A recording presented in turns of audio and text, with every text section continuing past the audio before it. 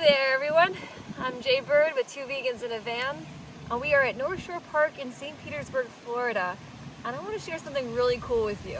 Take a look at this grass right here. What does it look like to you? Just a plain old field of grass, right? But no. There is actually edible food everywhere in this field, and I'm going to show you how much food there is by just sitting in the same spot with our van Chickweed in the background. We just got out of the van and we found tons of edible food right in this park alone. So I just want to give you an example of how much food you can find everywhere you go.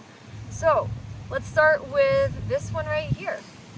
This is called the lesser swinecress. It's an edible plant. We're gonna go move on right over to here. We have tropical chickweed. There's another better one right here. Some tropical chickweed. We found a lot of this on the Appalachian Trail. It's quite delicious. Actually better than spinach, I'd say. And then over here we have some large leaf penny wort. Very cool. There's another larger leaf one right here. What else do we have? We have some Carolina pony's foot, just that little guy right over there. What else can we find in the grass here? We find some climbing dayflower. Here it is. Let's see, what else can we find? Oh, over here we have an eastern annual salt marsh aster. And what am I missing? Over there we have some white clover.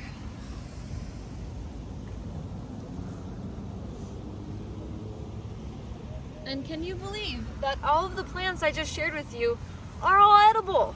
So you have salad for days, for weeks, for years, for your entire life, just in this spot right here in this park. Amazing, huh? So even though this park is filled with edible food, why am I not stuffing my face right now? For a couple of reasons. One, take a look at where we are. We're right next to a road, meaning these plants could be contaminated with road pollution. Two, we're in a public park. That means dogs walk through here all the time, and maintainers could be administering chemicals or who knows what else into the plants that we don't know of. So you never want to put a plant in your mouth and if you don't know what kind of contaminants it has, and you also never want to put a plant in your mouth if you don't know exactly what it is. So to identify these plants, what we do is we go on a couple different apps on our phone, and just to kind of give us a baseline of what that plant is, and then we'll cross-reference it on Google and do our research to really understand what characteristics that plant has, what makes it edible, if you should not eat too much of it. So before foraging, you really want to do your research on any plant that you're thinking of putting in your mouth, and then also finding an appropriate location, so considering the environment. So a great place to forage is in a wilderness park where it really hasn't been, nothing's really been done to the plants, and they're growing organically and naturally, and that's a great place to forage.